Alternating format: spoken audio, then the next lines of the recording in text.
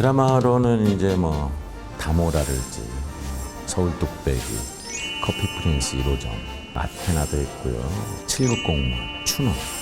최근에 했던 이제 구암 허준에 이르기까지 영화도 많이 했었죠. 이제 8월의 크리스마스를 시작으로 해서 한반도 예의 없는 것들, 국가대표 미녀는 괴로워, 7광구, 타워, 최종 병기활, 댄싱퀸. 연극은 이제 우리 주로 이제 조재현 씨랑 같이 했던 경숙이 아버지, 그리고 민들레 바람도요, 오빠가 돌아왔다, 그리고 이구아나 칼멘 정도.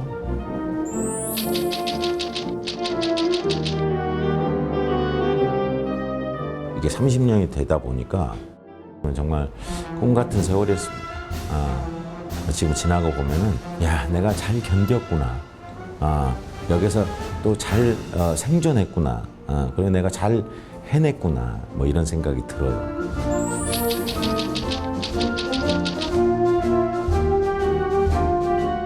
경자민이 무등산이죠, 아무래도. 무등산. 그리고 무등산 자락에 있는 우리 조선대학교. 네. 그리고 친구. 그리고 이제 어머니는 계속 살고 계시기 때문에 늘 이제 그리움. 그리고 이제 설레. 아직도 광주 생각하면 설레.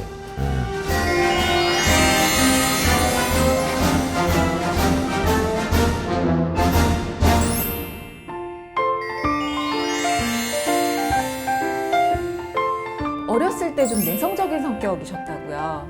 좀 내성적이 아니고요. 지독하게 내성적이었죠. 아주 답답할 정도로. 그러니까 어머니가 이제 말씀하세요. 한이는 어려서 가장 기르기 쉬운 자식이었다는 거예요. 이 8자식 중에서. 말썽을 안 피우는 거예요. 그러니까 하라는 것 안 하는 적 없고 하지 말라는 거 한 적이 없다는 거예요. 그런데 학교를 다니면서 이제 오늘 배워야 할 문단이나 뭐 이런 데를 읽으라고 하는 게 많잖아요. 그냥 읽기만 하면 되는 건데 이게 그렇게 두근거리고 얼굴 벌개지고 심지어 몇 줄 지나면 버벅거리고 막 이러는 거예요. 그러니까 내성적이라 그런 거죠. 그러니까 야, 내가 참 불편한 성격을 갖고 있구나를 제가 자각하게 되죠. 그래서 중학교 때부터는 이제 제가 응원도 해버리고요. 그러니까 해버리는 거예요. 하는 게 아니고 그냥 내가 내 나름대로 미친 짓을 하는 거예요. 저를 포함한 많은 우리 친구들한테 신선한 충격이 됐던 문화 대혁명이 아마 대학가요제였을 거예요. 그래서 대학가요제를 보면서 제가 제 인생의 최대의 실언을 하게 되는 거죠. 나 대학가요제 간다. 제가 제 친구들한테 얘기했어요. 내가 대학을 합격했는지를 대학가요제를 보고 확인해라. 이런 제 인생의 최대의 실언을 하게 된 거예요. 결론적으로 못 나갔어요. 그 대학가요제도 그냥 대학생 되면 무조건 나갈 수 있는 게 아니라 저는 그때 그만큼 이렇게 어처구니가 없는 아이였었어요. 나 선언했었어요. 그 이후로 선언이었다는 거 아닙니까, 제가. 일단 선언은 없어요, 저에게는. 그때 당시에는 이제 그룹 사운드 열풍이 있었기 때문에 제가 오디션에 응해봤죠. 그 리더 형이 그래요. 어이, 우리는 싱어는 따로 없고 그냥 공동 보컬이네. 근데 지금 건반이 하나 남아 있으니까 이거를 하면서 공동 보컬을 하려면 하소.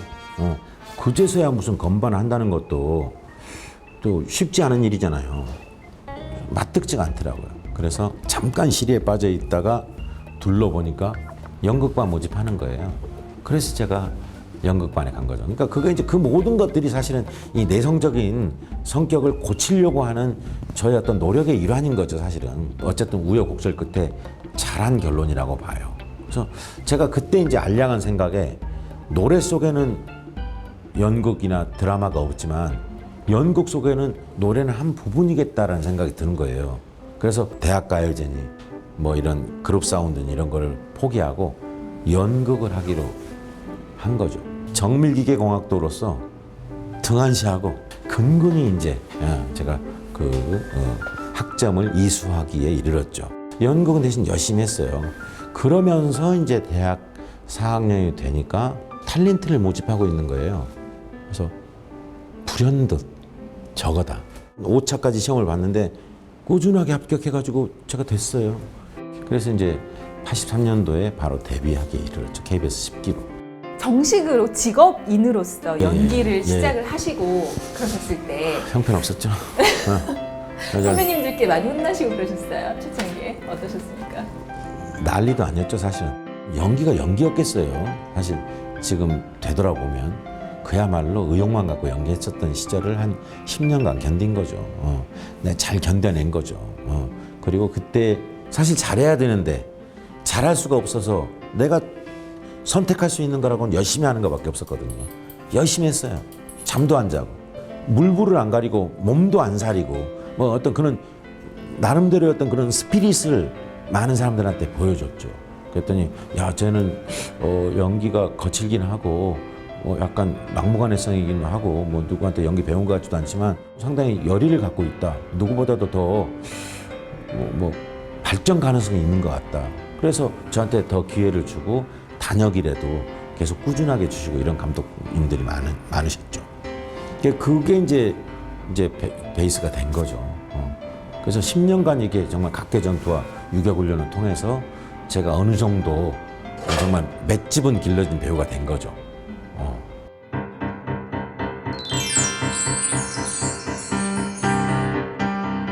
80년대만 하더라도 정말 남자 배우가 귀를 뚫는 경우는 거의 없었다고.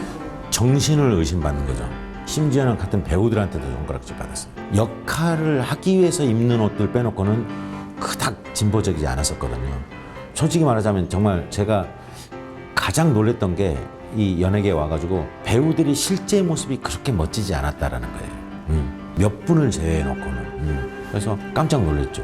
그래서 이렇구나. 그래서 저는 광주에서부터 이미 입으려고 노력했었고 생각하고 입었고 뭐 이랬던 시절이었기 때문에 서울에 와가지고 버는 대로 이제 써댔죠.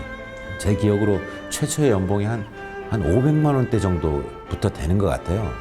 한 500만 원을 벌면 한 600만 원을 쓰고 그래서 이제 한 20년 정도 넘어서 제가 저금도 하고 불투명한 앞날에 대해서 대비도 하고 그래서 이제 그때 이제 그야말로 이제 빚도 갚고 해서 이제 정말 원점으로 놓고 이제 제가 그때부터 이제 벌어서 챙긴 걸로 이제 겨우 집 사고 원래 그렇게 약간 이렇게 꾸미는데 관심이 있으셨나 봐요. 사실은 좀 트라우마가 좀 있는 것 같아요. 제가 부유한 집 자식이었었어요. 그러니까 우리 아버지도 은행원이셨고 근데 저희 아버지께서 그 은행원으로서 좀 신용거래 같은 거를 누구 담보 잡고 막 보증서 주고 뭐 이런 일에 좀 연루가 되셔가지고 쫄딱 망해가지고 요 초등학교 때부터 이제 고등학교 초년까지가 한 5, 6년 정도 제가 정말 참담하기 짝이 없는 그런 유년기를 좀 겪었었어요.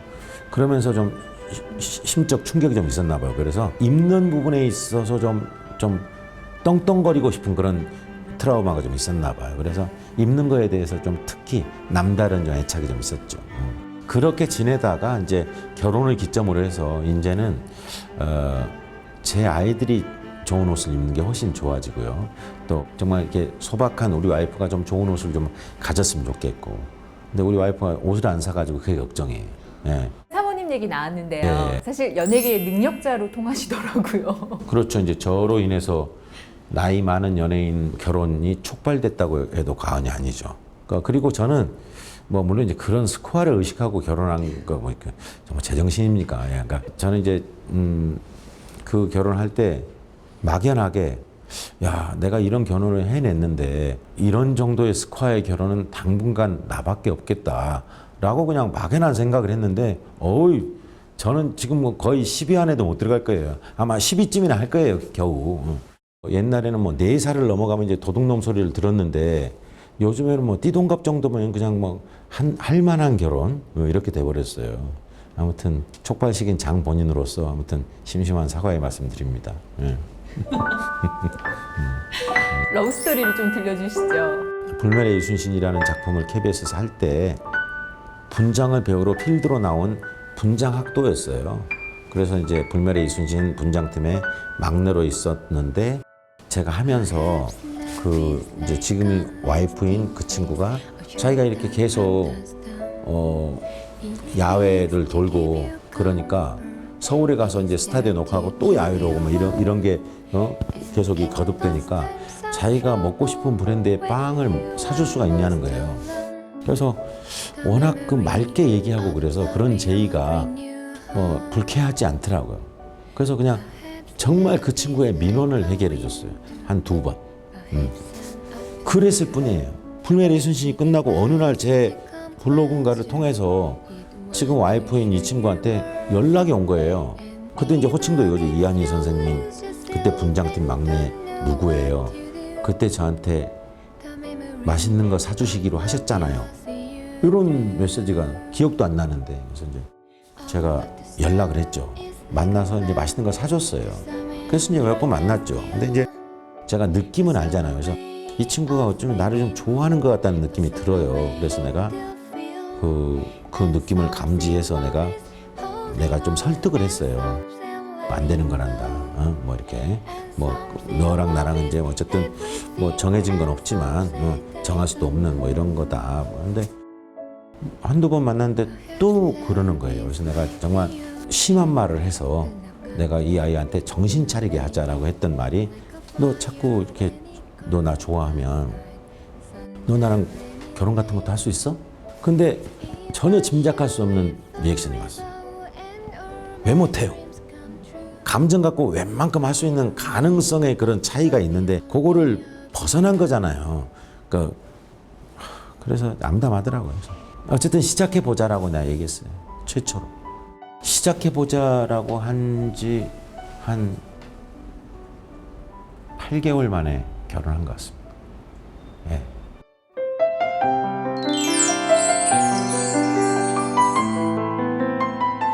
연기 30년을 하시면서 배우신 게 있다면? 한 스텝 한 스텝을 꾸준하게 밟아야 굳건한 그런 나의 어떤 워킹이 완성이 된다고 생각하는 거죠.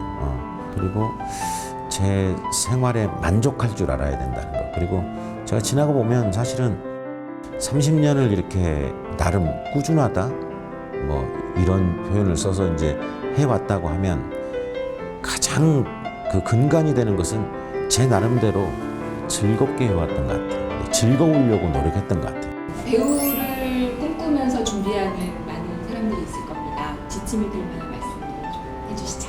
연예계가 꿈인 분들이 많은데 제가 봤을 때는 굉장히 막연한 꿈이신 것 같아요. 그냥 막연하다는 분의 대다수는 스타가 되고 싶은 거죠. 목표가 너무 크게 오시는 분들이 있으신 것 같아요. 근데 제가 인생의 선배로서, 여러분들의 잠재 선배로서, 현역에서 연기하고 있는 배우로서 정말 정의감 있게 얘기하는 거죠. 당장 때려치라고. 당장 때려치우는 것만이 가장 확률 높은 비전을 제시하는 거죠. 너무나도 낮은 확률. 그러니까 이쪽을 하면 될 확률이 있어요. 근데 확률은 매우 낮습니다. 이 굉장히 낮은 확률에 인생을 걸겠다는 거 아니에요. 만약에 제 말을 듣고 혹시 울림이 있다고 하면 지금보다 훨씬 더 노력하고 5배, 10배 혹은 30배 노력을 해야만이 이 바닥에 생존 논리를 갖는다는 거죠. 그리고 좀 기분이 나쁠지 어쩔지 모르지만 이런 얘기도 합니다. 저만큼은 돼야 될 거 아닙니까? 저만큼은. 저만큼 되기도 쉽지 않아요. 이 바닥에서 저만큼 되기도 쉽지 않다는 거죠. 근데 이 말을 듣고 기분 나쁜 사람도 있을 거 아닙니까? 어리둥절한 사람이 더 많을 것 같아요. 그런 얘기하면. 그럼 저만큼 되기가 30년 됐는데 저만큼 되기가 그렇게 어려운가? 이런 생각을 한번 하게끔 해주는 거죠. 저만큼 돼보세요. 30년에 저만큼.